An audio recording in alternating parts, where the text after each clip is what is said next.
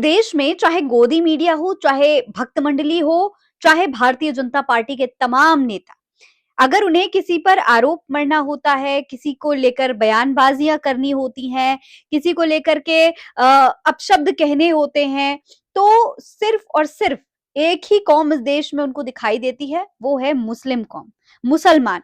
मुसलमानों को टारगेट करना, मुसलमानों के लिए अपशब्द कहना इस देश में सबसे आसान काम हो चुका है और इन लोगों के नक्शे कदम पर इस देश की तमाम और जनता जो है, वो चल रही है। लेकिन मुसलमान क्या कर रहे हैं?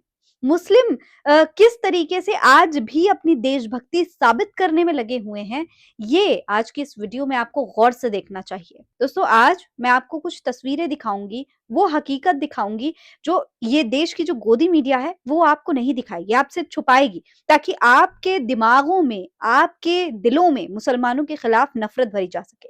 आपको तमाम तरीके के जिहाद दिखाए जाएंगे, आपको दिखाया जाएगा कि मुसलमान कितने बुरे हैं, मुसलमान हलाला करते हैं, मुसलमान जिहाद फैलाते हैं, लव जिहाद, लैंड जिहाद, वोट जिहाद, यूपीएससी जिहाद और हर तरीके के जिहाद आपको दिखाए जाएंगे। आपको बताया जाएगा कि मुसलमान सिर्फ और सिर्फ इस देश में आपका इस्तेमाल करने के लिए हैं, आपको फंसाने के लिए हैं, आपको टारगेट करने के लिए हैं। लेकिन वहीं दूसरी तरफ मुसलमानों की एक ऐसी तस्वीर है जो गोदी मीडिया आपको कभी नहीं दिखाएगा, कभी नहीं बताएगा कि मुसलमान असल में कितने बड़े देशभक्त हैं। मुसलमान ही वो कौम है जो इस वक्त अपने देश के उन तमाम लोगों के लिए लड़ाई लड़ रही है, उनके लिए उनके साथ खड़ी हुई है, जिनको जो आतंकी हमले का शिकार हुए थे, पहलगाम के आतंकी हमले का शिकार हुए थे, उस वक्त भी खड़ी थी, आज भी उनके लिए आवाज उठा रही है। पूरे के पूरे आतंक के खिलाफ वही मुस्लिम कौम है जिसको हर दिन गाली दी जाती है। आज वही मुस्लिम कौम तमाम कश्मीर की जनता के साथ में मिलकर के आतंक के खिलाफ आवाज उठा रही है। ये देखिए, ये ताजा तस्वीर है जो मैं आपको दिखा रही हूं। अगर आपको याद हो तो आज पहलगाम की बरसी है। जी हाँ, पहलगाम आतंकी हमला अगर आपको याद हो तो मैं आपको बता दूं कि पिछले साल 1 साल हो चुका है इस घटना को। 1 साल पहले आतंकी हमला हुआ था। किस तरीके से नाम पूछ-पूछ कर कुछ हैवानों ने, कुछ आतंकियों ने तमाम देश के हिंदू भाइयों की हत्या कर दी थी। तमाम लोगों को खड़ा करके उनकी गोली मार दी गई थी और वो घटना दोस्तों आज तक पूरा देश भूल नहीं पाया है। उस आतंकी हमले में कितनी बड़ी चूक हुई थी, सरकार से कितनी बड़ी सिक्योरिटी लैप्स हुआ था, कितना बड़ा वो सिक्योरिटी लैप्स था, आज तक उसके बारे में कितनी चर्चा हुई, कितनी चिंता हुई, इससे किसी को कोई मतलब नहीं है। लेकिन उस दौरान मुसलमानों को किस तरीके से टारगेट किया गया था, वो आपको अच्छी तरीके से याद होगा।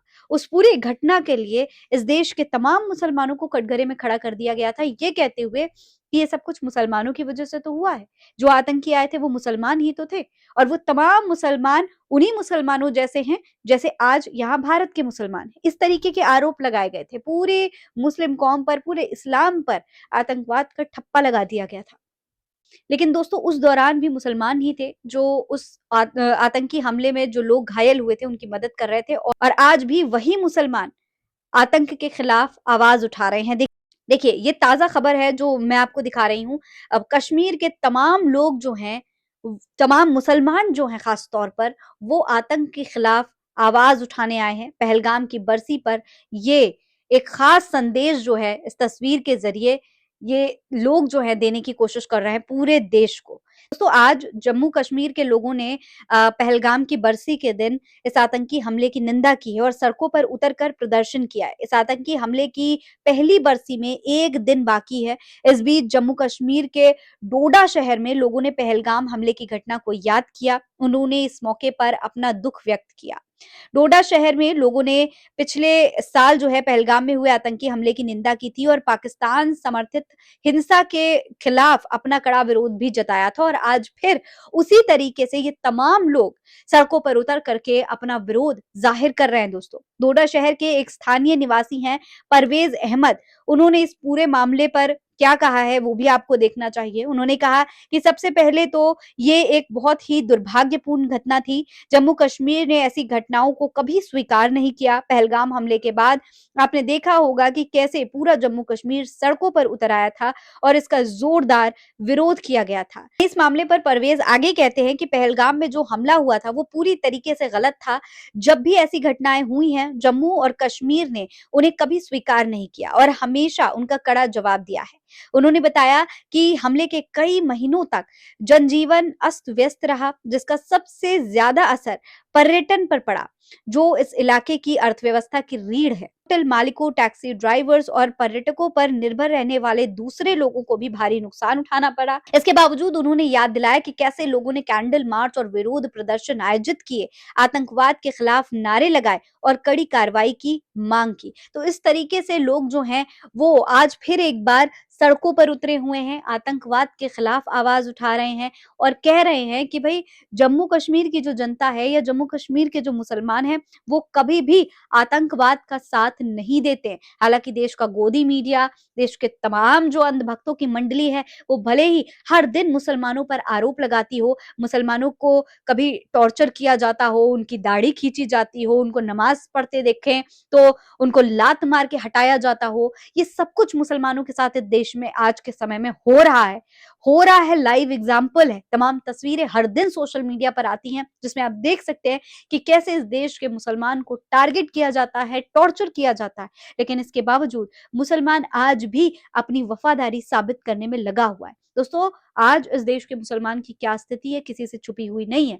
खाली सोशल मीडिया के वायरल वीडियोस की बात नहीं कर रहे, एक राज्य के मुख्यमंत्री, प्रधानमंत्री तक इस तरीके की बातें करते हैं, मुस्लिम विरोधी बातें करते हैं।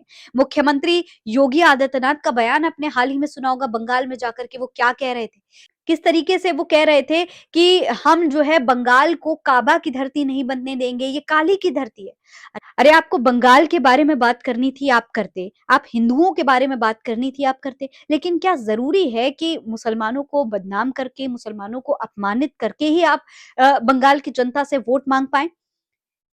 योगी आदित्यनाथ का बयान किस तरीके का था आप सुन सकते हैं। और सिर्फ योगी आदित्यनाथ नहीं दोस्तों, असम के मुख्यमंत्री हेमंत बिस्वा शर्मा को मत भूलिए।